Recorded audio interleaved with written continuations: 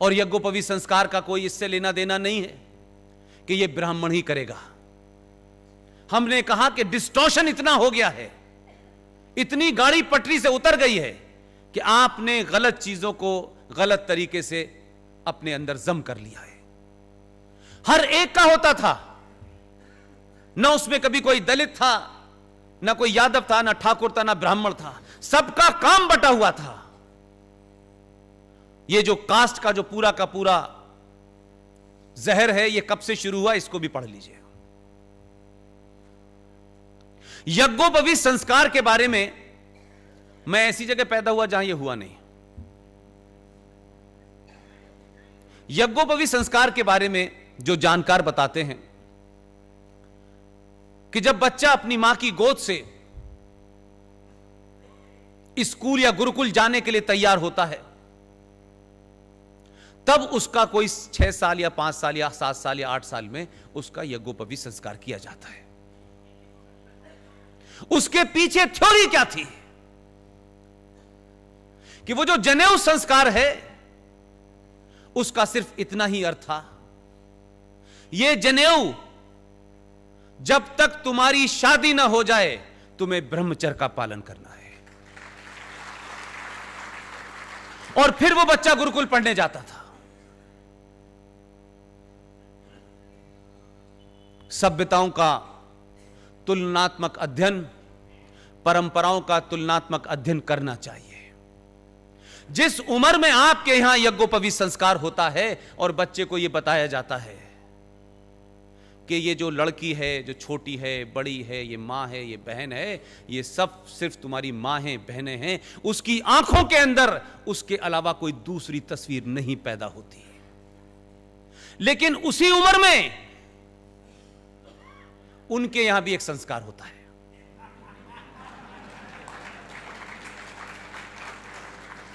जो लोग सभ्यताओं की बात करते हैं, मैं सभ्यताओं में खुले में बात कर रहा हूं। उस संस्कार में क्या होता है, यह सब आपको पता है। फिर आप उससे उम्मीद करते हैं वो उस तकलीफ को पूरी उम्र याद रखता है और बदला लेने के लिए वो कुछ भी करता है। दो सभ्यताओं का फर्क है। कम से कम कुछ लोग जो उस वक्त ईमानदार थे, लेकिन हमारे यहां की बौनी राजनीति ने सत्ता का अपना एजेंडा था, उनसे आज आप नफरत कर सकते हैं। लेकिन पढ़ा लिखा समाज किसी भी चीज को तथ्यों के आधार पर बात करता है। 1946 में चुनाव हुआ भारत में। एक पार्टी थी ऑल इंडिया मुस्लिम लीग, आप सब जानते होंगे। उस चुनाव में मुद्दा यह था कि भारत का विभाजन होकर के पाकिस्तान बनना चाहिए कि नहीं बनना चाहिए। 475 सीटों में ऑल इंडिया मुस्लिम लीग को 425 सीटें मिली। मोरलेस भारत के 99% मुसलमानों ने भारत के विभाजन के हक में वोट दिया। मुल्क बढ़ गया, लेकिन यहां से 2% लोग नहीं गए। यहां तक भी ठीक है। यह मैं इस रेफरेंस में लेके आना कहना चाहता हूं, जाके आप आज की स्थिति को बेहतर समझ पाएंगे। ऑल इंडिया मुस्लिम लीग के ऊपर 1947 के बाद बैन लगा। आप सबको आरएसएस के बैन लगने का तो पता है, इसके बारे में तो बहुत बताया जाता है। इसके बारे में नहीं बताया कि ऑल इंडिया मुस्लिम लीग पे भी बैन लगा था। लेकिन आप देखें कि जो उनका संविधान था ऑल इंडिया मुस्लिम लीग का, वो एज इट इज रहा। आजकल तो नाम बदलने का फैशन है। नाम बदल लीजिए, कोई फर्क क्या पड़ता है। यह बात अलग है कि जिन्होंने नाम बदले हैं उन्हें अपना ओरिजिनल नाम जल्दी याद आने लगा है, आजकल आ रहा है। और नाम भी आपको बता दूं कैसे मजाक से बदले गए हैं। हिंदू थे तो नाम था ओम प्रकाश, कन्वर्ट हुए तो नूरे इलाही हो गए। जो भगवान दास थे वो गुलाम नबी हो गए। तो आपने कुछ बदला नहीं, ट्रांसलेट करके नाम बदल के उधर चले गए। 1947 में ऑल इंडिया मुस्लिम लीग का जो संविधान था उसमें डॉट भी चेंज नहीं हुआ। बैन लगने के बाद उस पार्टी का नाम हो गया इंडियन यूनियन मुस्लिम लीग। यह रेफरेंस इसलिए लाना जरूरी है, पूरे देश में उस जमाने जिन्ना साहब और खलीकुज़्ज़मा जो प्रेसिडेंट थे उस वक्त मुस्लिम लीग के, सबने ढिंडोरा पीट पीट के पूरा देश में कहा पाकिस्तान बनेगा, पाकिस्तान बनेगा, मुसलमानों के लिए बनेगा। जिन्ना की हिस्टोरी का तकरीर है, वो इतिहास में आपके अभी मौजूद है। उन्होंने कहा हिंदू और मुसलमान दो अलग अलग कौमें हैं, इनका नजरिया अलग है, इनकी सोच अलग है, ये कभी एक साथ नहीं रह सकते। इस बुनियाद पर टू नेशन थ्योरी खड़ी हुई। वो क्या हालात हुए, कैसे हुए, मैं उस पर नहीं जाना चाहता, लेकिन एक मुल्क बना मजहब के नाम पे।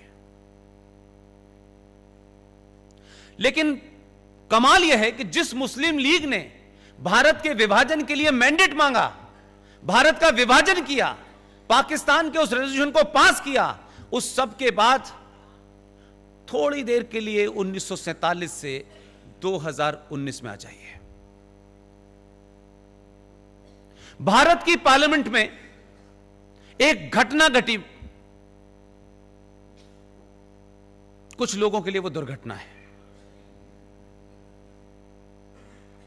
ये सिटीजन अमेंडमेंट बिल जो था, इस पे चर्चा हुई, आप सब जानते हैं पार्लियामेंट के अंदर हर पार्टी का टाइम होता है, वो बोलते हैं। मुझे किसी से शिकायत नहीं है। जिन पार्टियों ने इस पे रुख सरकार के फेवर में रखा नहीं रखा, मुझे उनमें सिर्फ दो ही लोगों का चरित्र जो है दुनिया के सामने उजागर करना है। एक पार्टी थी कश्मीर की जिसका नाम था पीडीपी,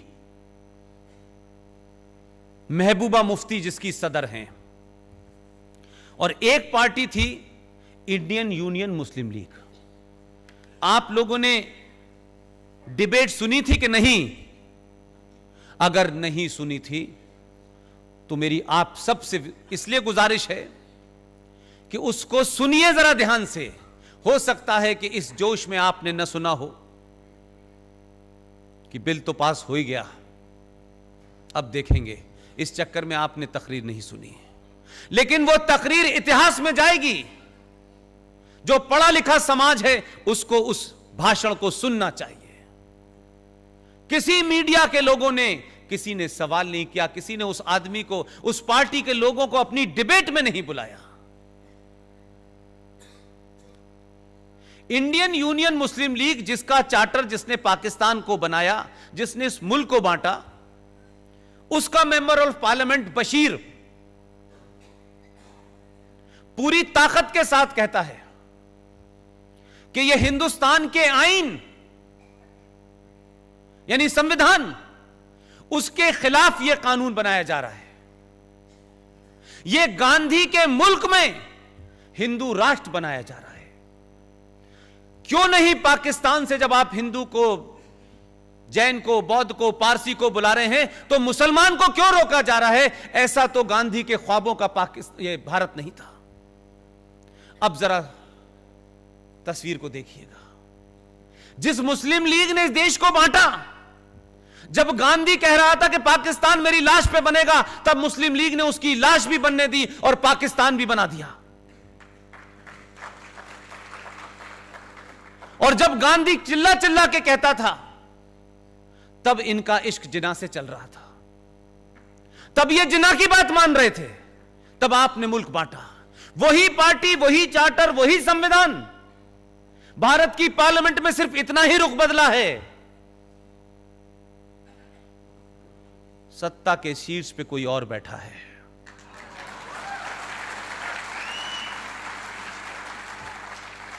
आप कैसे बदलते हैं तो गिरगिट भी रंग नहीं बदलता इतनी तेजी से। तो आपकी जब मर्जी थी, जब आप 9.7 करोड़ थे, तब आपने कहा कि हिंदुओं के साथ मुसलमान नहीं रह सकता। आपने मुल्क बना लिया, आर्मी बना ली, 70 साल जी के देख लिया उस इस्लामिक मुल्क में। जैसा भी दिया, 21 लाख लोग रिकॉर्ड पे मारे गए हैं इस देश में, पार्टीशन में मारे गए हैं। उनके रिश्तेदार नस्लें आज भी मौजूद हैं। मेरा सवाल दूसरा है, जब 7.5 करोड़ थे तो तुमने मुल्क बांटा, मुल्क ले लिया। हमने उस मुल्क की तरफ मुड़ के नहीं देखा। आपने कैसा इस्लाम नाफिज किया है, कैसा नहीं किया है, क्या होता है नहीं होता है, हमने कभी नहीं देखा। लेकिन इस 70 साल में मेरे पुरखे और आपके पुरखे जिन्होंने अंग्रेजों के खिलाफ जानें दी, सत्याग्रह किया, कुछ भगत सिंह जैसे भी पैदा हुए और सुभाष चंद्र जैसे भी पैदा हुए, वीर सावरकर भी हर आदमी ने अपनी लड़ाई अलग अलग तरीके से लड़ी। लेकिन उन सब की लड़ाई के बाद उनको यह नहीं पता था कि हमें सिर्फ इतना सा टुकड़ा मिलेगा। हमने तो पूरे भारत के लिए लड़ाई लड़ी थी। यह बात अलग है कि सत्ता के शीर्ष पे जाने वालों ने बहुत जल्दी में इस मुल्क को बांट करके कहा कि अच्छा आप ले लीजिए, अब इधर का प्रधानमंत्री मैं हो जाता हूं, उधर के आप हो जाइए। लेकिन उस सब के बाद हजारों करोड़ों लोगों ने 70 साल में इस देश को देश बनाया है। हजारों करोड़ों लोगों ने अपने पुरुषार्थ से अपनी जवानी, अपना पूरा पूरा घर होम कर दिया। लोगों ने इस देश में 1 रुपए से लेकर करोड़ों रुपए लग टैक्स देने वालों ने इस देश में हाईवे बनाए, जहाज बने, मंगल ग्रह पे कोई जा रहा है, आज फुटबॉल की टीम कहां है, हॉकी की टीम कहां, तमाम जितना भी विकास किया वो मेरे और आपके पैसे से हुआ। अब जब यह मुल्क पूरी दुनिया में अपनी इज्जत को दोबारा से पा रहा है, जब अपने खोए हुए पुरुषार्थ को जीने की तरफ बढ़ रहा है, जब दुनिया इसका लोहा मान रही है, वही मुस्लिम लीग का मुनाफिक मक्कार मेंबर ऑफ पार्लियामेंट कहता है कि पाकिस्तान से आने वाले मुसलमान को यहां क्यों नहीं रखा जाता। मैं पूछना चाहता हूं, दोबारा से पाकिस्तान बनाना है क्या? तुम्हारा एक ही चीज के ऊपर 2 रुख कैसे हो सकते हैं? अगर जब तुम गलत थे तो आज सही कैसे हो, और जब सही थे तो आज गलत कैसे हो तुम? यह तो तुमको बताना होगा कि तुम भारत में हजारों करोड़ों लोगों ने अपने घर बार को मरने जीने के बावजूद भी इस मुल्क को इस मुकाम पे पहुंचाया कि आज दुनिया के अंदर पाकिस्तानी भी जब इंग्लैंड में घूम रहा होता है तो पासपोर्ट लेके नहीं चलता है, नाम बताता है जहीर कहां से आए हो, हिंदुस्तान से। उसको मालूम है कि हिंदुस्तान कहने से इज्जत मिलेगी, पाकिस्तान कहने से अंदर कर दिए जाएंगे।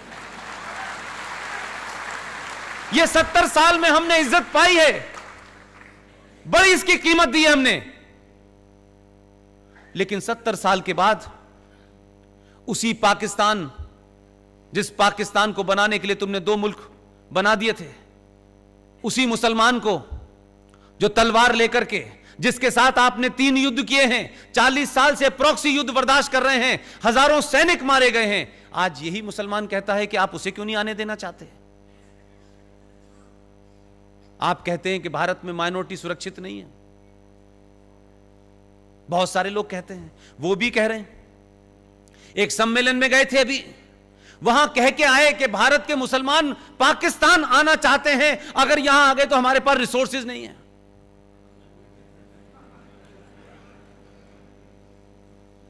मैं तो जैसे भी हैं यहां के मुसलमान, कितने भी मुनाफिक और मक्कार हैं, लेकिन फिर भी मैं ये कहता हूं, इमरान खान और पूरा पाकिस्तान और बांग्लादेश और 57 इस्लामिक मुल्क, सऊदी अरब से लेके ईरान, इराक, जितने भी हैं, कुवैत, पिछले 70 सालों में बता दे किसी एक मुसलमान ने पाकिस्तान की नागरिकता मांगी कि नहीं मांगी? अगर हिंदुस्तान का हिंदू इंटॉलरेंट था, दंगाई था, मुसलमानों को मार रहा था, उनके मजहब की पहचान को मिटा रहा था, एक मुसलमान इस देश में निकल के ना तो 57 देशों में उन्होंने शरण मांगी, ना पाकिस्तान में मांगी, ना बांग्लादेश में मांगी। और उस सब के बावजूद की स्थिति यह है कि जो अपने आप को इस्लाम के नाम पे जिसने खड़ा किया, उस मुल्क के 2 लोग यहां आए हुए हैं। यह काम भी एक हिंदू राजा के हाथ से ही होना था। अदनान शामी और निकाह की हीरोइन सलमा आगा ने भारत की नागरिकता मांगी है। उनसे पूछो कि भाई वहां कौन महफूज नहीं है? हमारे यहां से तो ना मुसलमान जा रहा है ना हिंदू जा रहा है, तुम्हारे यहां से हिंदू भी आना चाहता है और मुसलमान भी आना चाहता है। बताओ है कौन? हम कहां हैं, तुम कहां हो? हमारी कोई बराबरी नहीं हो सकती। लेकिन आपके देश में, आपकी पार्लियामेंट में ऐसे भी जोकर बैठे हुए हैं कि उनको लगता है कि इस देश में बोलने की आजादी है। यह बात अलग है कि आपके राज्य में बोलने की आजादी की वजह से मेरा जयपुर का प्रोग्राम रोक दिया गया। इसलिए मैंने आपको दो बार धन्यवाद इसलिए नहीं दिया है, इसलिए दिया है कि आप बहादुर लोग हैं।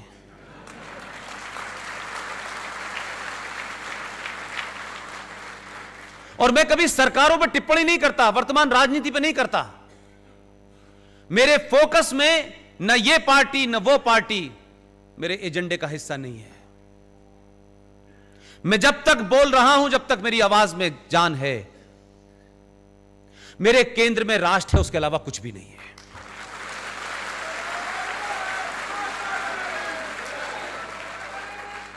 इसलिए आप किस पार्टी को वोट देते हैं, किस पार्टी को वोट नहीं देते, यह आपका निजी मामला है। मेरी सारी तकलीफ यह है, अपने पुरुषार्थ को पहचानिए, अपने इतिहास को पहचानिए। पीडीपी का एमपी फैयाज नाम का, लोकसभा में जब बहस चल रही थी तो उसने कहा कि देखिए साहब, ये क्या तरीका है, 370 हमसे ले ली जैसे उनके पिताजी की थी। देखिए, निकाह हलाला की दुकान हमारी बंद हो गई और राम मंदिर पे फैसला भी ऐसा दे दिया जैसे कोर्ट हमारी है। आखिर में बात करते करते मेरा बड़ा दिल था, काश मेरी हैसियत ऐसी होती कि मैं उसको वहीं एक्सपोज करता, लेकिन मैंने कहा वहां नहीं जा सकता तो यहां तो कर ही सकता हूं। आप सोचिए थोड़ी देर के लिए, जम्मू कश्मीर राज्य जब बना तो भारत के प्रधानमंत्री की क्या मजबूरियां थी मैं नहीं जानता। कुछ मजबूरियां होती हैं जो सार्वजनिक नहीं की जा सकती। उन्होंने किन मजबूरियों के चलते 370 दिया? 370 में सिर्फ इतना ही था कि भारत की सुप्रीम कोर्ट और भारत की संसद की लिमिटेड पावर थी। यहां तक भी ठीक था, इस पे भी कोई बड़ी शिकायत नहीं थी। लेकिन जघन्य अपराध जो किया, मैं किसी कारण से यह बैकग्राउंड इसलिए बताना चाहता हूं कि जो पीडीपी के लोगों ने भाषण दिया है, उन बेहया और बेशर्मों ने जो भाषण दिया है, एक आदमी खड़े होकर गलेवान पकड़ लेना चाहिए था किसी को, लेकिन नहीं पकड़ा। पूरे देश में सन्नाटा है, किसी एडिटोरियल में नहीं लिखा गया, किसी ने खबर नहीं छापी, किसी ने इंटरव्यू नहीं छापा। 14 मई 1954 को भारत के राष्ट्रपति के ऊपर दबाव डाल करके उस वक्त के प्रधानमंत्री ने राष्ट्रपति के एक आदेश को भारत के संविधान में धारा बना के जोड़ दिया। उस धारा का नाम था 35A।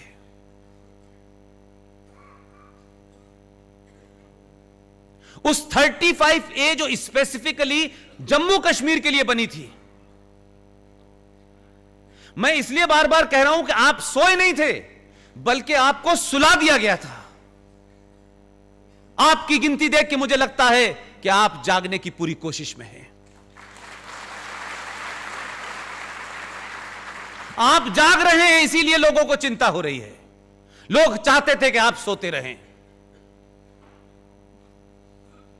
वो जो 1954 में डॉक्टर राजेंद्र प्रसाद से जो आदेश दिलवाया गया, उसको जब आपने भारत के संविधान में जोड़ा, उसे आपने आर्टिकल 35A का नाम दिया। उस पे चर्चा कभी नहीं हुई भारत के संसद के अंदर, रखा तक नहीं गया। इसी को हमारी टीम ने चैलेंज किया था सुप्रीम कोर्ट में। लेकिन इशू क्या है?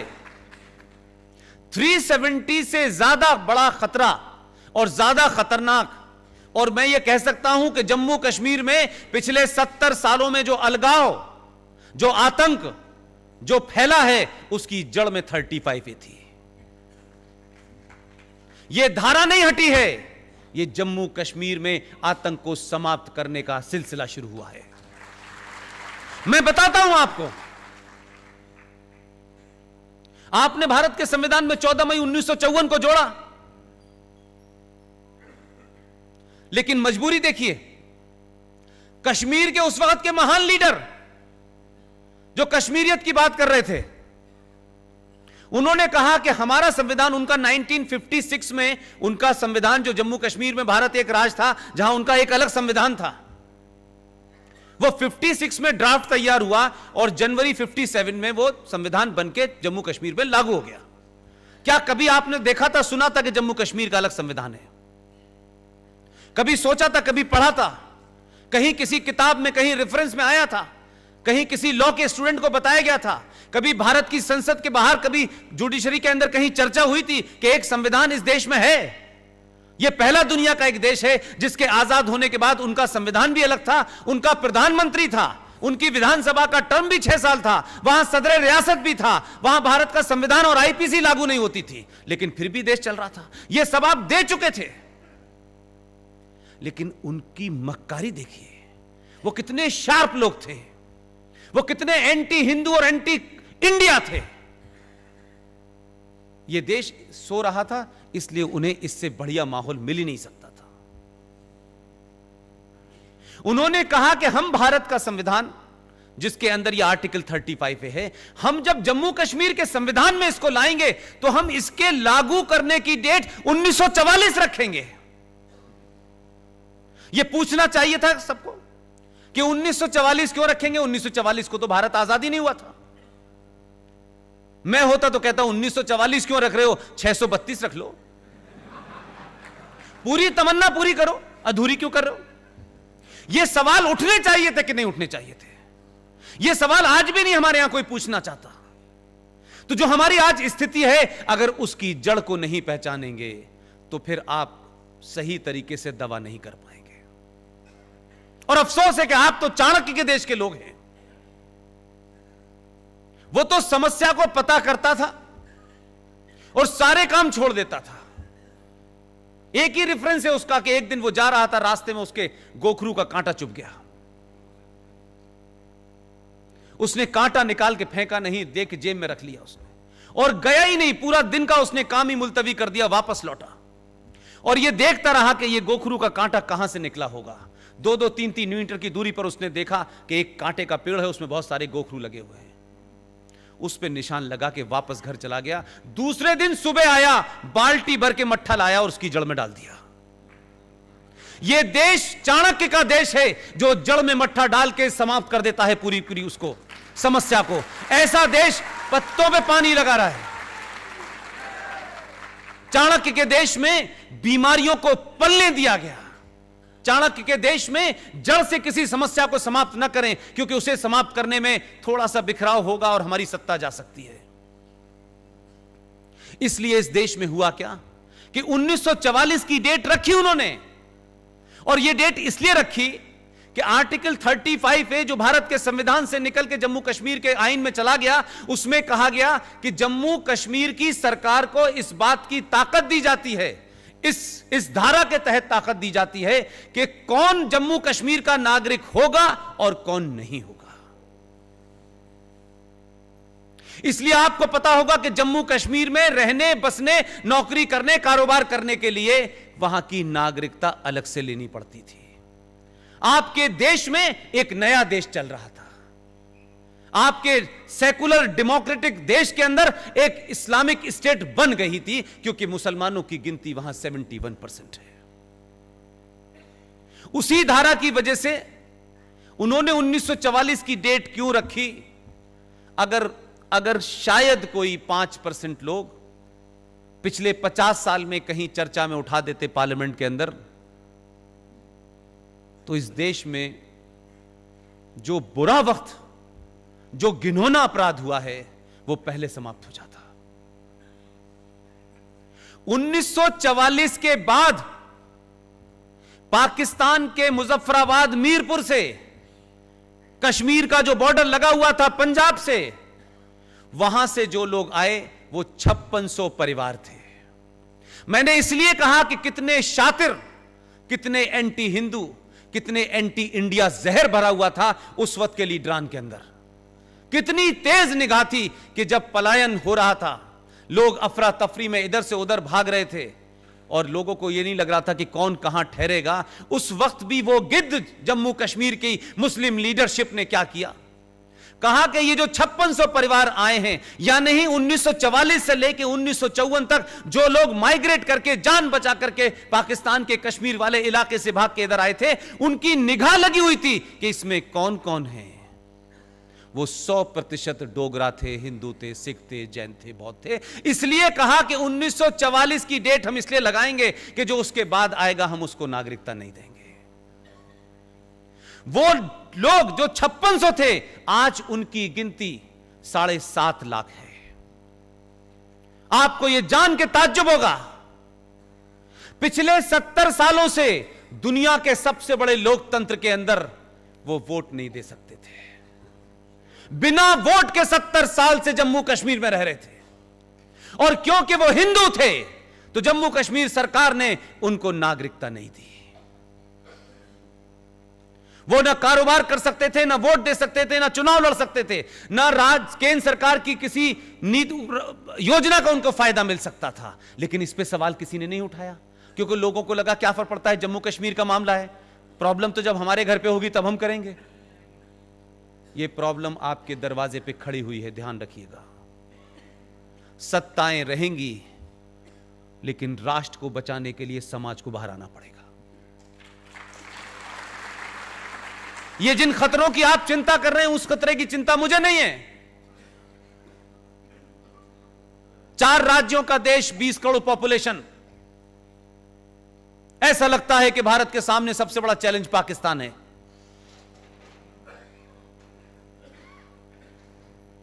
अभी कुछ दिन पहले मैंने कहा, एक देश है उसमें 4 राज्य है, टोटल पॉपुलेशन 20 करोड़ है। वहां फौज भी है, वहां पुलिस भी है, वहां F-16 भी है, संविधान भी है, शरिया भी है, और सब कुछ उनकी चलती है। इतनी फौज, इतने हवाई जहाज, इस सब के बावजूद भी वो मुल्क नहीं चल पा रहा है।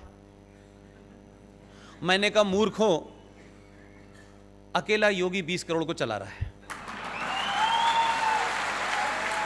ना उस पे कोई हवाई जहाज है, ना F-16 है। टोटल पॉपुलेशन उत्तर प्रदेश की 19-19.5 करोड़ है, अकेला चला रहा है,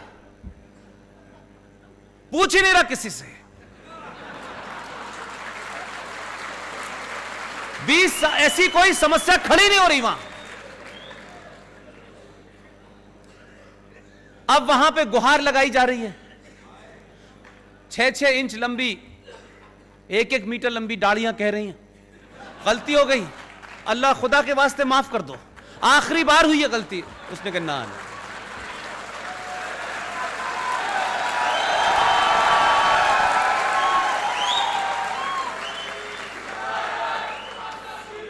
इसलिए मैंने कहा कि धन्य है आप लोग,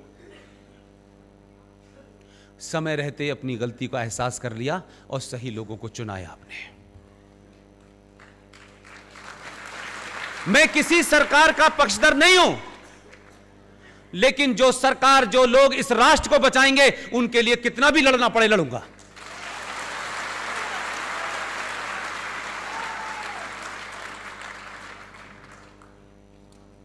स्थिति वापस ले जाना चाहता हूं। वो 70 साल से जम्मू कश्मीर की इस्लामिक हुकूमत से, जहां मुसलमानों की मेजॉरिटी थी, 90% कानून उस विधानसभा में एंटी हिंदू हुए। सरकारें आई, सरकारों को ब्लैकमेल किया गया, वहां का आतंकवाद, वहां का सेपरेटिज्म, और वहां की सरकारें एक साथ कोऑर्डिनेशन में काम करती थी। दिल्ली की सरकार को झुकाना है तो आतंकवाद को बढ़ा देना है, दिल्ली की सरकार को दुनिया में बदनाम करना है तो हुर्रियत को आगे बढ़ा देना है। तीनों का ऐसा एपरेटस मिला हुआ था कि आप हुर्रियत को पुचकारते थे। और यह भी शायद आपको खबर नहीं होगी कि हुर्रियत कॉन्फ्रेंस का नाम तो सुना है आप लोगों ने, देखा होगा उसमें कितने बहादुर बहादुर लोग हैं। भारत सरकार 100 करोड़ रुपया पर ईयर उन पे खर्च करती थी। जो भारत के संविधान को आग लगाते हैं, जो भारत की सुप्रीम कोर्ट को नहीं मानते, जो भारत की पार्लियामेंट को नहीं मानते, जो उस जम्मू कश्मीर का विलय पाकिस्तान में करने के लिए मुहिम चलाते हैं, इस देश की बौनी सरकारों की मजबूरियां देखिए कि उन जैसे लोगों को एक आदमी का उठना बैठना जाना खाना पीना बीमारी उनके इलाज के ऊपर 100 करोड़ रुपया पर साल का बजट था। कोई पूछना ही नहीं चाहता। एक राज्य जिसका जीडीपी में 0% कंट्रीब्यूशन है, मेरे और आपके टैक्स से पलने वाले लोग इस देश में देशद्रोही पैदा कर रहे थे। हमारी पुलिस, हमारा भाई फौज का सबसे ज्यादा अगर भारत में अपने ही इंटरनल आतंकवादियों से मारा गया है, उस राज्य का नाम है जम्मू कश्मीर। हर मां ने अपने बच्चे को भेजा कि वो वहां जाएगा, बॉर्डर पे लड़ेगा, पूरा तंदुरुस्त भेजा। लेकिन जम्मू कश्मीर के अंदर जिस इस्लामिक आतंकवाद को सरकारों ने पनपाया, सत्ता पे बैठने का रास्ता देखा, वो बच्चे जो साबुत घर से गए थे वो वापस लौट के आए तो हिस्सों में नहीं थे। हरियाणा का कोई गांव ऐसा नहीं है जिस गांव का बच्चा जम्मू कश्मीर में इंटरनल जिहादी आतंकवादियों से न मारा गया हो, इस्लामिक आतंकवाद का शिकार न हुआ हो। वही राज्य कहता है कश्मीर को जमहूरियत चाहिए, इंसानियत चाहिए और कश्मीरियत चाहिए। यानी इस देश में बाकी 30 सूबों को इंसानियत नहीं चाहिए, सिर्फ इन्हें ही चाहिए। यह अल्लाह के फरिश्ते हैं। वहां 100 करोड़ से घटते घटते बजट ही समाप्त हो गया है। ये अंदरूनी तकलीफें हैं। लोग सड़क पे पत्थर इसलिए नहीं मान रहे कि हज करते वक्त पता चला कि शैतान को पत्थर मारा जाता है। हज की एक परंपरा है कि हज जब आप जाएंगे तो जब तक वो अराफात की पहाड़ी पे एक बड़ा सा पत्थर है उस पे उठा के कंकड़ नहीं मारेंगे, उसे शैतान माना जाता है। इसलिए पत्थर मारने की परंपरा यह है कि जिस पे ऊपर पत्थर मार रहे हैं ये इस्लामिक लोग, इसका मतलब है वो शैतान है। ये नई परंपरा नहीं है, ये वहां से आई है। जो आज देश को जलाने उतरे हैं, जो देश में आग लगाने उतरे हैं, उनका दर्द समझिए क्या है। आपने ऐसा डॉक्टर भेजा है बिना सर्जरी के इलाज कर रहा है।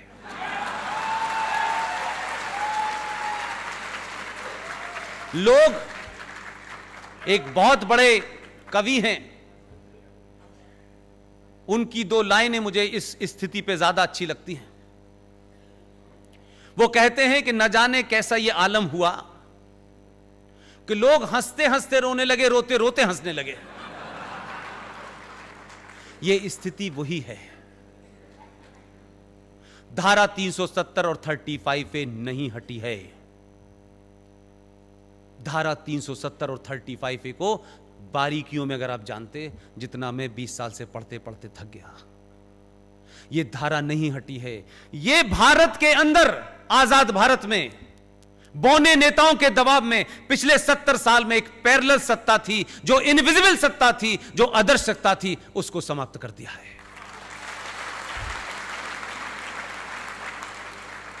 संकट यह है कि लोग कह रहे 335, 370, 370, लोगों को पता नहीं है दर्द कहां हुआ है। ये जो एक मैं बार बार कह रहा हूं कि जैसे ही आप इस देश में संविधान की बात करेंगे, कुछ लोग कहेंगे नहीं, हमारा मजहब पहले है, हम आईन को नहीं मानते, हम शरिया को मानते हैं। जब उसने संवैधानिक तौर पे काम कर दिया तो बोले नहीं नहीं, हम संसद को नहीं मानते, हम भीड़ को मानते हैं। वो आदमी भी निराला ही भेजा है, वो इनको पूरा इस्लामिक बना के मानेगा, पीछे ही पड़ गया इनके। अल्लाह ने फरमाया है कुरान मजीद में एक जगह, मैं नहीं जानता कि वो कुरान पढ़ के आए हैं या नहीं पाए हैं, या उनके एडवाइजर उन्हें बता रहे हैं, लेकिन काम ठीक राह पे हो रहा है। कुरान मजीद में एक जगह लिखा हुआ है, क्या है मुसलमानों, मेरे ऊपर ईमान लाने वाले लोगों, मैंने इस कायनात इस सृष्टि के अंदर, इस ब्रह्मांड में सब कुछ तुम्हारे लिए रखा है। तुम्हारी जितनी भी जरूरतें हैं उसका मैंने इंतजाम किया हुआ है। मेरी एक ही शर्त है कि मैंने तुम्हें जिंदगी जीने के जो रास्ते बताए हैं उसी पे चलते रहना, और अगर तुम मेरे बताए रास्ते से उतरे तो मैं इस जमीन पे कुछ लोग भेजूंगा जो तुम्हें रास्ते पे ले आएंगे।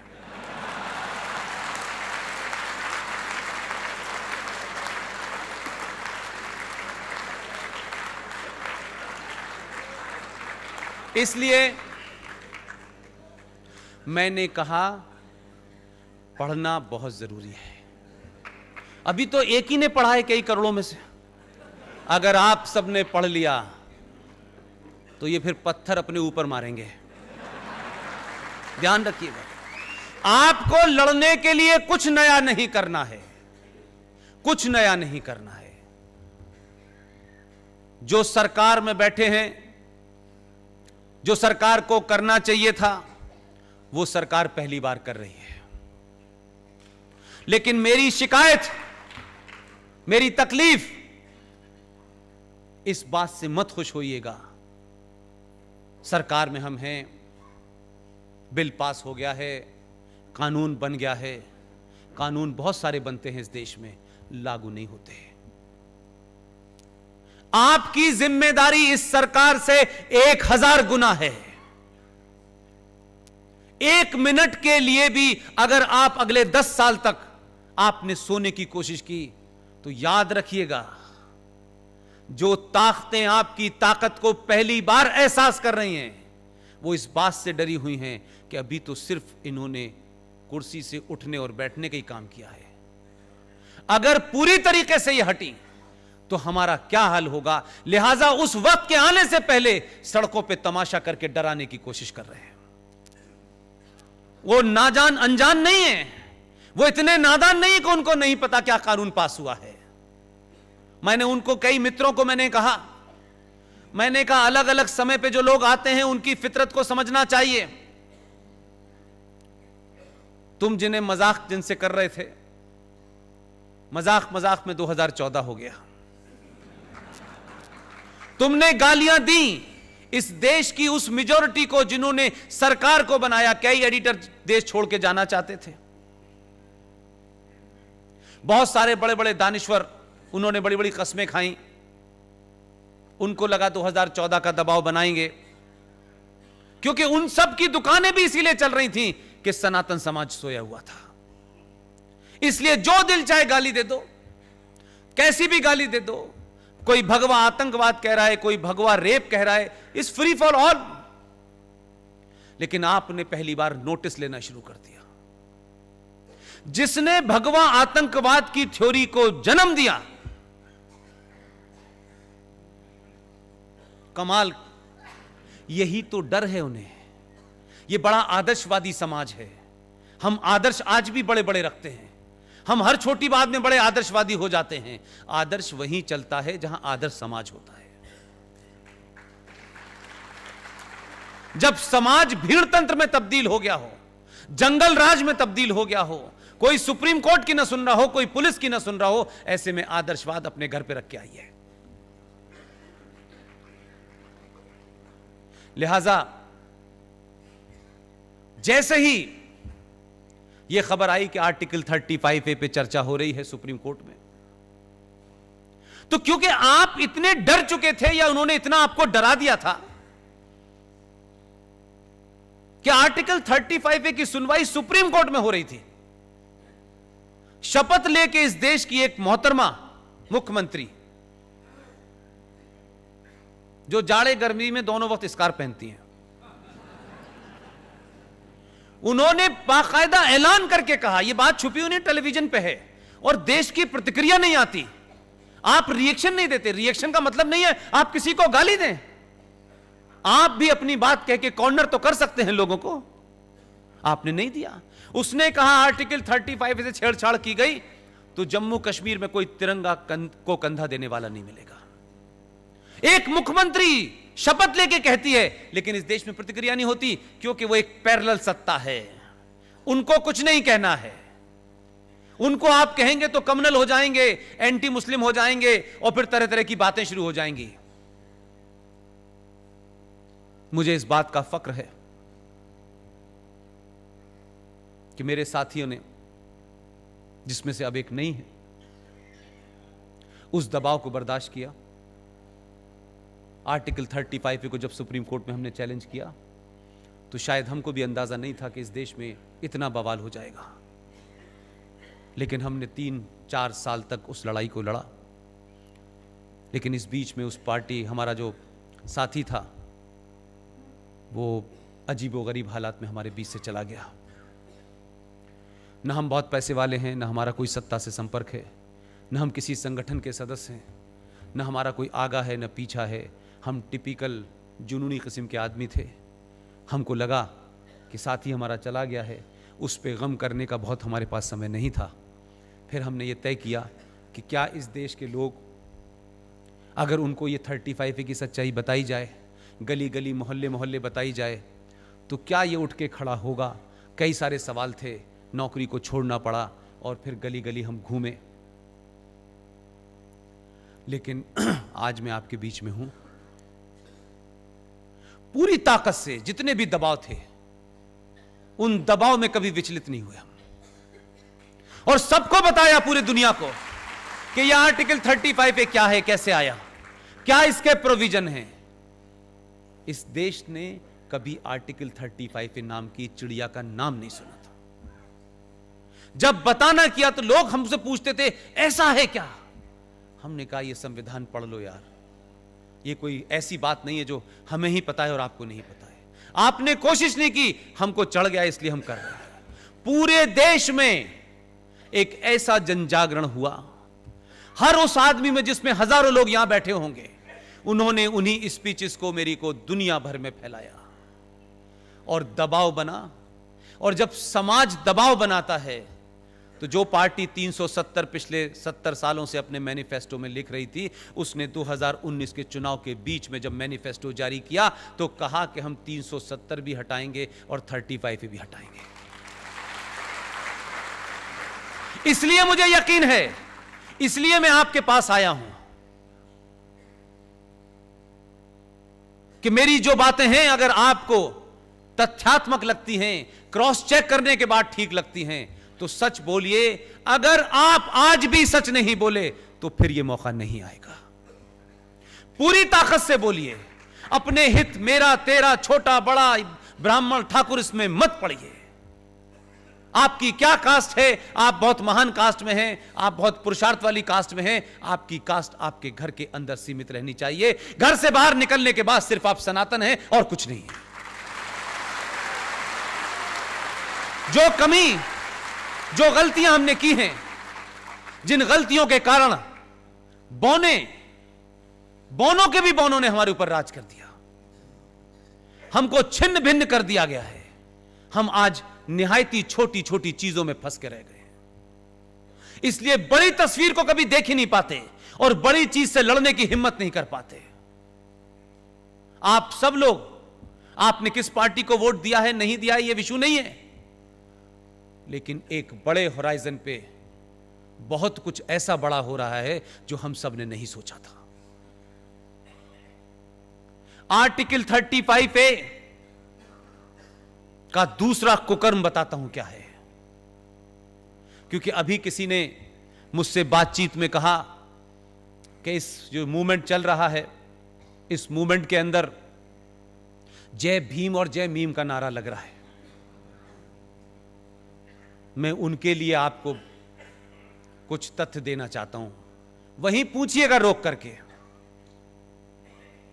जम्मू कश्मीर में 1957 में स्वीपर्स की स्ट्राइक हो गई, क्योंकि शेख साहब हैं, वो करते हैं, बाकी काम नहीं करते। उस स्ट्राइक का रेमिफिकेशन देखिए। स्ट्राइक तो इस देश में बहुत सारी जगह होती होंगी। बख्शी गुलाम मोहम्मद साहब उस वक्त प्राइम मिनिस्टर थे। उन्होंने अपनी कैबिनेट के 2 लोगों को भेजा कि शहर में महामारी फैल गई है, पूरे राज्य के हालात खराब हो गए हैं, हिंदुओं में एक कोई कम्युनिटी होती है वाल्मीकि, कहीं से ढूंढ के लाओ उन्हें, और जो हमारी गंदगी साफ कर सके। उनकी कैबिनेट के 2 मंत्री पठानकोट, अमृतसर गए और 200 वाल्मीकियों को लेकर जम्मू आए। बख्शी गुलाम मोहम्मद साहब ने उनसे कहा, हम आपको नौकरी देंगे, हम आपको नागरिकता भी देंगे, क्योंकि 35A की वजह से नागरिकता का भी मामला था। 57 में उन 200 वाल्मीकियों को यह भी नहीं पता था कि नागरिकता क्या चीज होती है। उनको नौकरी मिल गई, दे वर हैप्पी। लेकिन कितने झूठ और मक्कार हैं कश्मीर के मुसलमान, मैं यह बात कहना चाहता हूं आपसे। वो काम करते रहे, उन्होंने कोई सवाल ही नहीं पूछा। एक दिन पता चलता है, हम जैसे पागल जब ये 35A की लड़ाई लड़ रहे थे तो कुछ दलितों के पास गए, वो भी कहने लगे कि हम कुछ बताना चाहते हैं आपको। हम चले गए उनके पास। किरण जी चली गई मेरे ख्याल, उठ के आ रही हैं। आप सोचिए कि वो 200 वाल्मीकि, उनकी गिनती आज 2.5 लाख है। उनको नागरिकता नहीं दी क्योंकि 7.5 लाख हिंदुओं को भी नहीं दी, इनको भी नहीं दी, समझ में आता है। लेकिन नफरत का आलम देखिए कि शेख साहब को अपनी गंदगी भी साफ करानी है, बुला के भी लाए, वो काम भी कर रहे थे, लेकिन आपने जम्मू कश्मीर के संविधान में एक एग्जीक्यूटिव ऑर्डर पास किया जो देश को नहीं बताया। कश्मीर में किसी तरीके से इसका प्रचार ना हो जाए उसको नहीं बताया। मेरा गुस्सा उन लोगों से है जो कश्मीर की विधानसभा में उन मुसलमानों के अलावा जो कुछ हिंदू थे उन्होंने क्यों नहीं बताया। कौन सी सत्ता की लालच थी कि आपने इतना बड़ा जघन्य अपराध होने दिया। जम्मू कश्मीर के संविधान में एक एग्जीक्यूटिव ऑर्डर पास हुआ और उस एग्जीक्यूटिव ऑर्डर में क्या कहा गया और उसे पास करके रख दिया गया। वो एग्जीक्यूटिव ऑर्डर यह था कि ये 200 जो वाल्मीकि आए हैं ये जम्मू कश्मीर में रह सकते हैं, ये जम्मू कश्मीर में नौकरी कर सकते हैं, ये जम्मू कश्मीर में पढ़ाई कर सकते हैं, लेकिन उसमें लिखा हुआ है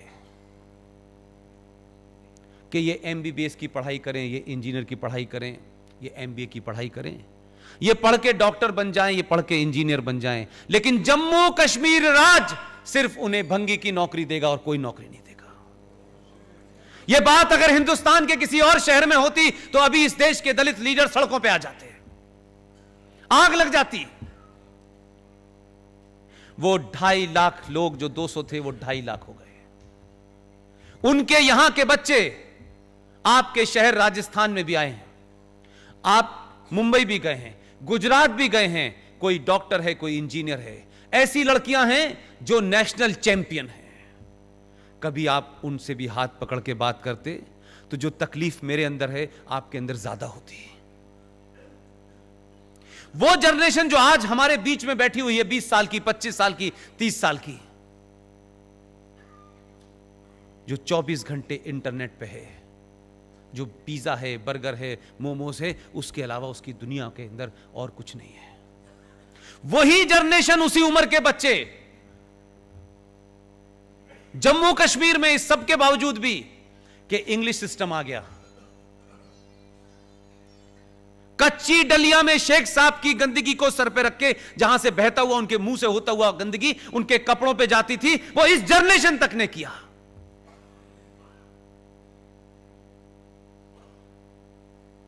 वो लोग जो 35 हटा है, दुनिया में अगर कोई सबसे बड़ा लिबरेशन है तो उनके लिए है आज, क्योंकि जम्मू कश्मीर का वो संविधान आज डस्टबिन में डाल दिया गया। आप सोचिए, जो अल्लाह का नाम, जो निजाम मुस्तफा बार बार बात करते हैं कि हम कश्मीर में निजाम मुस्तफा स्थापित करना चाहते हैं। मक्कारों, थोड़ा तो शर्म करो यार, थोड़ा तो ईमानदारी से बोलो। थोड़ा सा ज़र्फ अगर तुम्हारे अंदर बचा है मुसलमान होने का तो कम से कम उसका ही भ्रम रख लो यार। हम तो पढ़ते पढ़ते, सुनते सुनते थक गए। कि इस्लाम में सब बराबर हैं, इस्लाम में कोई छोटा नहीं है, कोई बड़ा नहीं है। हमने तो प्रेमचंद की कहानी पढ़ ली ईदगाह, तब से यही समझ रहे थे कि इस्लाम यही है।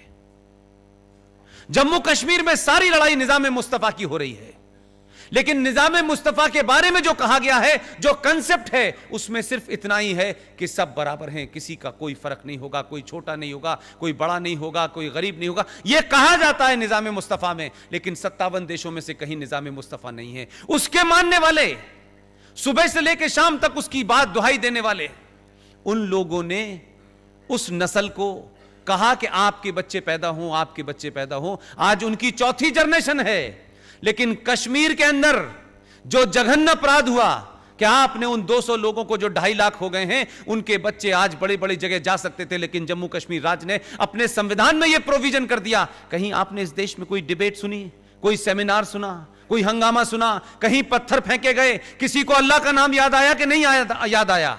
किसी को लोकतंत्र का ध्यान आया कि नहीं आया? किसी को संविधान के बारे में, संसद के बारे में कहा? कहां है मायावती, कहां है प्रकाश अंबेडकर? कहीं नजर नहीं आते मुझे।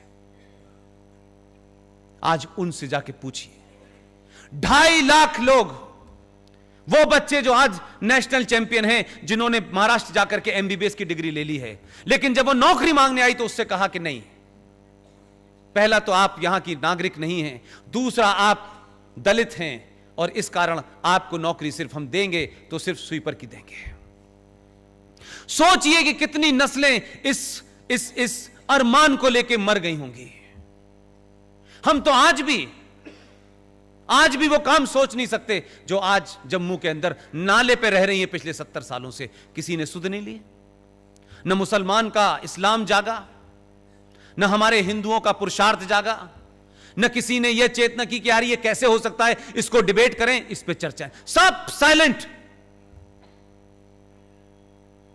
इसलिए मैंने कहा कि जो आज का चैलेंज है, जिनके बारे में आपने कहा है कि आंतरिक चैलेंज क्या है, आंतरिक चैलेंज यह है कि हटाई धारा हमने जम्मू कश्मीर में है,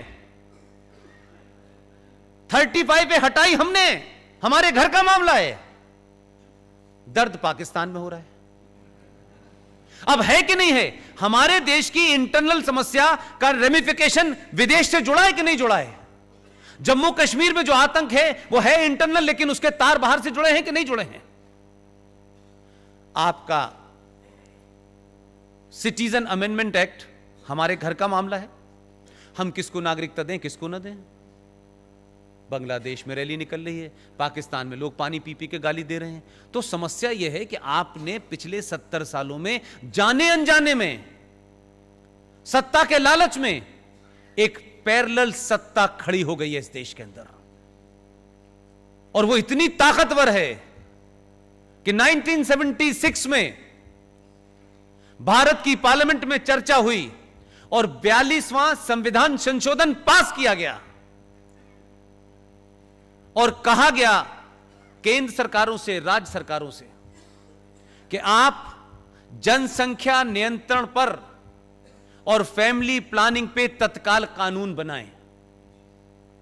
यह 76 में पास होके अमेंडमेंट में आके उसकी 7वीं सूची में है, आपने उसको बंद करके रख दिया, क्योंकि जैसे ही आप इसे छुएंगे सेकुलरिज्म खतरे में आ जाएगा।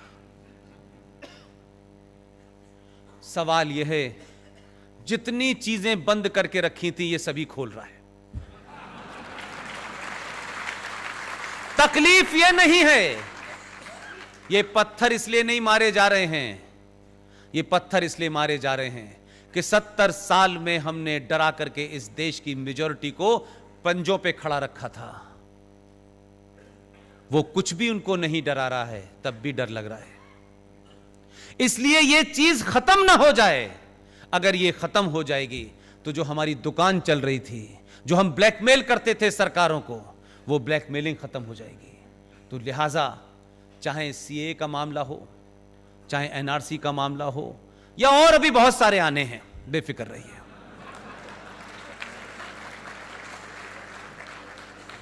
लोगों को अपने मिजाज में मैं अटल बिहारी वाजपेयी का एक फेमस उनका स्टेटमेंट है, पब्लिक डोमेन में नहीं आया और ये राम जन्मभूमि के दरमियान है, मैं आज जब उस बात को सोचता हूं कि ये अटल जी ने 50 बार सुना मैंने उसको, क्योंकि वो सारा का सारा वीडियो जो है उस वक्त का है जब राम जन्मभूमि का मूवमेंट चल रहा था और अटल जी लखनऊ में भाषण दे रहे थे। उन्होंने बड़ी बात कही, लेकिन उस वक्त उनको इस बात को सीरियस नहीं लेना था, क्योंकि अटल जी पावर में नहीं थे। अटल जी ने कहा कि अगर जिन लोगों को यह लगता है कि हमारी पूजा पद्धति से उनको तकलीफ है, तो फिर उन्हें अपनी पूजा पद्धति बदल लेनी चाहिए। यह बयान आज के दौर में कोई देता तो कहते बड़े कम्युनल लोग हैं। यह अटल जी का फेमस कोट है। हमारे भावनाओं को ठेस पहुंचाकर अगर किसी को लगता है कि उनका फेथ जिंदा है, तो उन्होंने कहा बिल्कुल अपना फेथ बदल लें, अपनी पूजा पद्धति बदल लें। अगर ये कोई आज बात कहता तो लोग कहते बड़ा कम्युनल है। हम तो कुछ सच बात सुनना नहीं चाहते। ये जो 15 साल की ट्रेनिंग के बाद डॉक्टर आया है, इसको लोग मजाक में ले रहे थे शुरू शुरू में। मैंने कहा कभी कभी ऐसा होता है कि आपको यह समझ नहीं आता कि हंसना चाहिए या रोना चाहिए। आप दोनों ही स्थिति में हो जाते हैं। और बहुत गालियां दी, बहुत गालियां दी। जो 14 में नहीं हुआ वो 19 में कर रहा है। और बहुत लोग सड़क पे चिल्ला चिल्ला के कह रहे हैं कि नागरिकता हमारी लेने वाला है। हमें, आपको पता नहीं, बांग्लादेश की खबरें नहीं पढ़ रहे आप लोग। आप लोगों को एक अच्छी खबर बता दूं कि बिना लड़े भी कैसे काम होता है। पटेल साहब को मैंने देखा नहीं, उनकी बातें सुनी है। इसकी बातें भी सुन रहा हूं, इसका अंदाज भी देख रहा हूं। 300 के जत्थों में, ये वहां की खबर है बांग्लादेश की। यहां कहा गया, आपके आदमी ने कहा, एक एक को निकालूंगा पूरे देश से, चुन चुन के निकालूंगा, एक को भी नहीं रहने दूंगा। ये उसने कह दिया, वो भूल गया, आगे काम में लग गया। अभी कुछ लोग चिल्ला चिल्ला के कह रहे हैं डिटेंशन कैंप बना दिए गए हैं, इसमें बंद करेगा, ये इसमें रखे जाएंगे। अब देखिए होता क्या है कि राज करने की अपनी एक कला भी होती है। कोई जरूरी नहीं है हर एक को बंदूक से मारो। मीडिया ने डिटेंशन कैंप दिखा दिए, देखो ये हैं, इसमें बंद करने वाला है।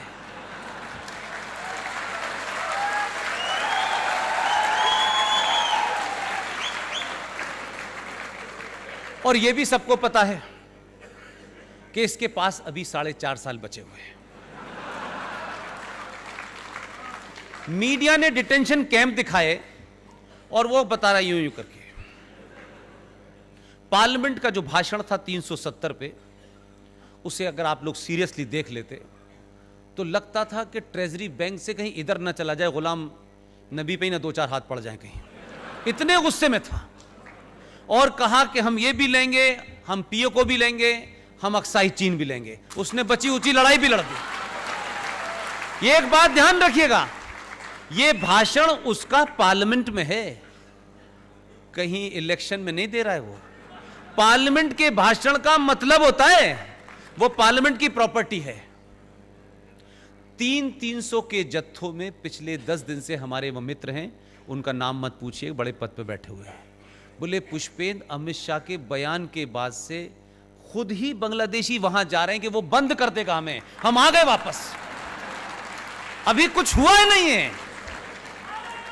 आप वहां के अखबार पढ़िए, रोज 300-400 पहुंच रहे हैं बगैर कुछ कहे। न कोई अब ये रोक भी नहीं पा रहे बेचारे, हामिद अंसारी रोक नहीं पा रहे उन्हें, वो जा रहे हैं वहां। तो कभी कभी आप सत्ता यानी स्टेट ऑफ आर्ट क्या चीज होती है वो भी समझना चाहिए। गलत वक्त पे इन्होंने एजिटेशन कर दिया है। ये जो एजिटेशन इन्हें अभी नहीं करना चाहिए था, इन्होंने अपनी एनर्जी खामखा जाया कर दी। अभी तो वो कह रहा है कि मैंने नागरिकता देने वाला कानून लाया हूं, अभी दे दूं सबको मैं, पहले मुझे देनी है, जिस जिसको मैं देना चाहता हूं देना। लेने वाला तो अभी लाऊंगा। ये इनको पता है, इसलिए सड़कों पे उतरे हुए हैं।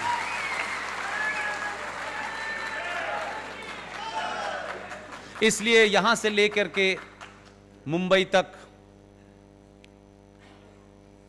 कोई फैज अहमद फैज का गाना गा रहा है, कोई भजन कीर्तन कर रहा है, कोई कह रहा है हमें भारत के संविधान पे बड़ा यकीन है, आवाज ही नहीं निकल रही। वो कह रहा है जो संविधान में लिखा है वो करूंगा मैं। अभी उसी में लिखा है यूनिफॉर्म सिविल कोड, यह संविधान में लिखा है। इसलिए इस देश की पार्लियामेंट में बहुत सारे काम हुए, लेकिन पूरी दुनिया में रिएक्शन इसलिए नहीं आया कि पूरी दुनिया को लगता था, पड़ोसी मुल्कों को लगता था कि ये हमारे यहां बहुत सारे संशोधन आएंगे, कुछ बिल आएंगे, पास हो जाएंगे, लेकिन इस पे कभी एक्शन नहीं होगा। इसलिए एक और आपको महत्वपूर्ण बात बता रहा हूं मैं, घबराहट पड़ोस में इसलिए नहीं है कि 370 हट गया है। घबराहट इसलिए है कि 24 फरवरी 1994 को भारत के प्रधानमंत्री पीवी नरसिम्हा राव, जानते हैं आप उन्हें? आधुनिक भारत का चाणक्य था। मैं अपनी बात किसी के लाइकिंग डिसलाइकिंग पे नहीं करता। उनके पर्सनल सेक्रेटरी 30 साल से साई की तरह उनके साथ हैं, वो जीवित हैं। एक घटना में मैंने ऐसे ही पब्लिकली कोई बात कह दी, मैं कोई 20 साल से उनसे मिला नहीं। उनका फोन मेरे एक मित्र के पास आया और उन्होंने कहा कि पुष्पेन से मुझे बात करनी है।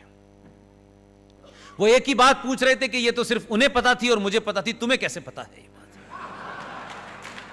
मैंने कहा ये मैं क्यों बताऊं, मुझे कैसे पता थी जब आप नहीं बता रहे। तो पीवी नरसिम्हा राव ने 24 फरवरी 1994 को भारत की पार्लियामेंट का ज्वाइंट सेशन बुलाया और उस ज्वाइंट सेशन में एक प्रस्ताव पारित हुआ कश्मीर को लेकर के, और उस प्रस्ताव में यह कहा कि भारत और पाकिस्तान के बीच में कश्मीर एक समस्या है। वामपंथी कुर्सी से कूद गए, उन्होंने कहा क्या आदमी, ये तो हमारी बात कह रहा है। और कौमा लगा के, क्योंकि जितना अटल जी पॉज लेते थे उतना ही पीवी नरसिम्हा राव लेते थे। और यह ध्यान रखिए कि पीवी नरसिम्हा राव अटल जी को अपना गुरु मानते थे राजनीति का, ओपन है, उनकी किताब में है। एक किस्सा सिर्फ इतना है कि उन्होंने कौमा लगा के आगे कहा कि सिर्फ विवाद जम्मू कश्मीर में इतना ही है कि जिस जम्मू कश्मीर के हिस्से पे पाकिस्तान ने कब्जा कर लिया है उसे वापस लेना है। अब ये पारित हो गया, तो पार्लियामेंट के अंदर अगर कोई चीज सर्वसम्मति से पारित हो जाती है तो वो फिर सरकार की नहीं रहती है, वो पार्लियामेंट की प्रॉपर्टी हो जाती है। कभी ना कभी सरकार को उसको पूरा करना होता है। आपने ध्यान नहीं दिया, लोकसभा में जब ये डिबेट चल रही थी तो वो जो कह रहे थे हम पीओके भी लेंगे, चीन भी लेंगे, उसी वक्त एक मंत्री खड़े हुए जो जम्मू कश्मीर से थे और उन्होंने बहुत जोर से कहा, जो बात मैंने आपके सामने दोहराई है, उन्होंने पूरी ईमानदारी से 1994 का वो प्रस्ताव कहा, ये हमने पास नहीं किया है, ये पीवी नरसिम्हा राव करके गए थे, हम तो आपके काम को आगे बढ़ा रहे हैं। अब इनसे न रोया जा रहा है न हंसा जा रहा है। तो कुछ चीजें होती हैं, उन्हें बड़ी समझदारी से करा जाता है। अब बार बार लोग ये पूछते हैं हिंदुस्तान के, पीओके हम कब लेंगे? ऐसा लगता है कि प्याज हम कब लेंगे, आलू कब लेंगे, यानी पहले तो हमने सोचा ही नहीं था और अब इतना आसान लग रहा है कि पीओ के बाद हम अक्साई चीन लेंगे। फिर कहते हैं कि बलूचिस्तान कब आएगा। अरे मैंने कहा भाई इतनी तेजी से मत चलो, जो है उसे पहले संभाल के रखो, क्योंकि कुछ लोग आग लगाने पे तुले हुए हैं। तो आप करते क्या हैं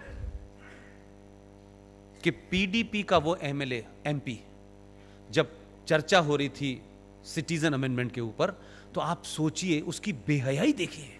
हम में से आप में से कोई होता तो शायद हम सुन के भी हम छोड़ के भाग जाते लोकसभा, लेकिन उस मक्कार की मक्कारी देखिए, भरी लोकसभा में भाषण दे रहा है और कहता है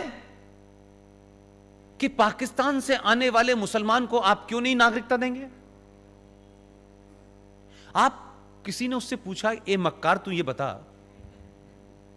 भारत के संविधान के तहत जम्मू कश्मीर, भारत की सरकार के टैक्स पे पलने वाला जम्मू कश्मीर, वो जम्मू कश्मीर जिसका जीडीपी में 0% कंट्रीब्यूशन है, वो कश्मीर जिसको में सबसे ज्यादा सेना मारी जाती है, वो कश्मीर जहां 1 लाख करोड़ 80,000 करोड़ सक्सेसिव सरकार आके पैसा देती है,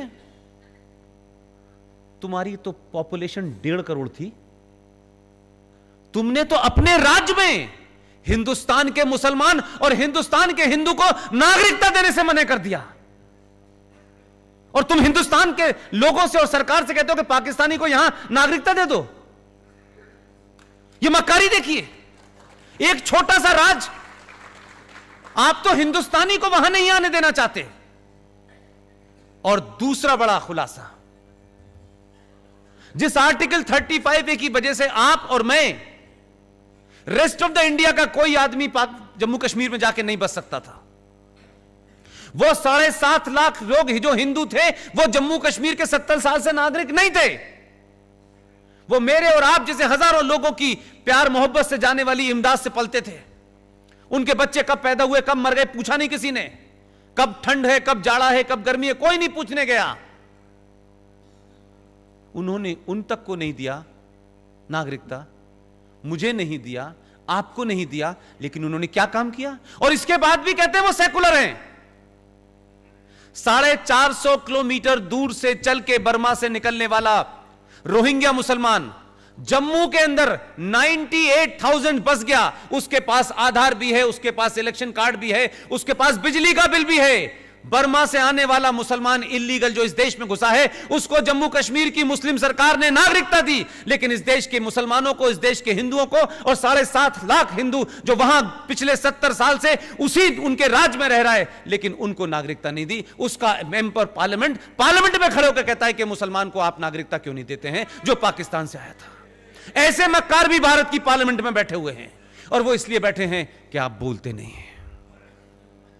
ये ध्यान रखिएगा। ये करिश्मा अलग ही है कि भारत के इतिहास में पहली बार एक बिल, उस सरकार का बिल जिस सरकार का उस सदन में बहुमत ही नहीं था, उसी में पास करके दिखा दिया। लोग जानना चाहते हैं कि ऐसे कैसे हुआ। कुछ राज ही रहने दीजिए। उस राज्यसभा में बार बार यह कहा जाता था कि जब तक यहां बहुमत नहीं होगा पास नहीं होगा। पहला खेल उन्होंने कहा यहीं पहले पास करके दिखाते हैं, वहां तो हम 303 हैं ही। मैं बार बार एक तरफ इशारा करना चाहता हूं, सरकारें आएंगी जाएंगी काम करेंगी, लेकिन इस सरकार को एक चीज का बड़ा अंदाजा है, क्योंकि यह सरकार एक ऐसे दौर में आई है जब कम्युनिकेशन में आप क्या कहते हैं, मैं क्या कहता हूं, मीना जी क्या कहते हैं, किरण जी क्या, सबका डाटा मौजूद है। उनको पता है 1000 साल के बाद यह समाज पहली बार जागा है, बैठने नहीं देगा। इन्होंने हमें 2019 में इस सत्ता पे इसलिए नहीं बिठाया है कि हमें सड़कें बनानी है और हवाई जहाज चलाना है। यह उनको पता है